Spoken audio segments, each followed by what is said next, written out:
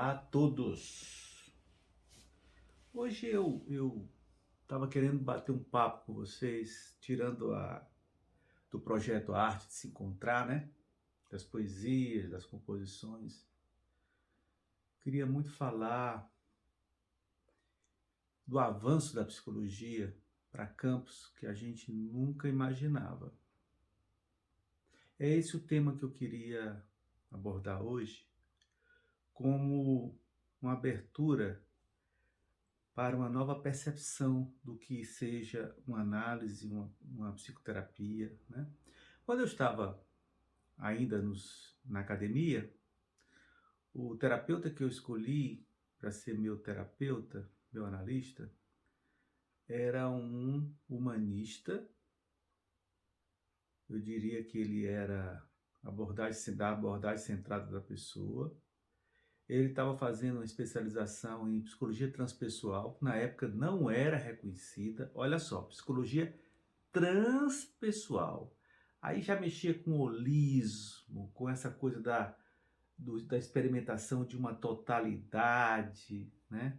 Transpessoal vai além da pessoa, vai além desse ser datado nessa existência, filho de A, de B, nascido em tal data. Não sei se vocês estão percebendo, né?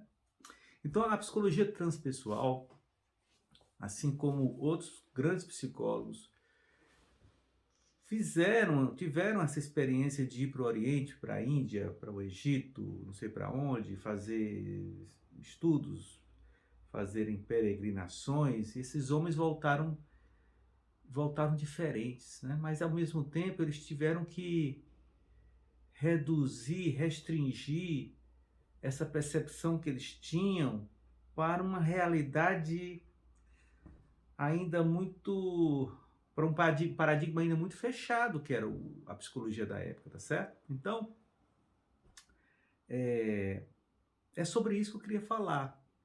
Eu queria falar que hoje nós estamos vivendo um momento muito especial, onde se fala em terapia das vidas passadas, se fala ainda, a hipnose está ganhando de novo uma nova roupagem, uma nova dimensão dentro de uma prática. Nós estamos falando de, por exemplo, de um homem como esse aqui. Eu peguei esse livro agora, do Brian Weiss. Não sei se vocês conhecem, Muitas Vidas, Muitos Mestres. A história desse cara é o seguinte: esse cara é um psiquiatra americano, famosíssimo, professor catedrático de universidade e tal, e ele usava a hipnose ou técnicas para um estado alterado de consciência. Ele atuava muito mais com o renascimento, mas de repente esses pacientes passavam do ponto zero. Esses pacientes atuavam em outras vidas, falando outros idiomas, dialetos que nem existem mais, né? Mas como ele era um homem da ciência, ele foi segurando essas informações até o dia que ele deixou a universidade e ele publicou esse livro, teve a coragem de publicar esse livro, né? Muitas Vidas, Muitos Mestres. Esse é apenas um exemplo do que vem acontecendo, tá certo, gente? Eu vou fazer uma coisa que eu costumo fazer. Vamos ver o que é que traz para nós. Eu pego alguns livros e abro ao acaso, tá certo? Então, esse livro aqui eu vou abrir ao acaso agora, dentro desse tema, né? Como novas possibilidades de se estar em terapia, né? E eu vou ler, a primeira palavra que diz é medicina, ponto. Aí ele continua: esse conhecimento se encaixava perfeitamente com as pesquisas que estavam sendo publicadas sobre as experiências de morte clínica e com o motivo que levava algumas pessoas a escolherem voltar. Eu acho que ele está falando da experiência de quase morte, tá? Morte clínica, depois escolheram voltar. Outras não têm opção, precisam voltar porque ainda têm o que aprender. É claro que todas as pessoas entrevistadas sobre suas experiências de morte clínica retornaram aos seus corpos. Suas histórias são surpreendentemente semelhantes. Elas se separam de seus corpos e observam de cima os esforços para a sua ressurreição. Por vezes, aqui traduziram ressurreição, mas é mais ressuscitação, tá, gente?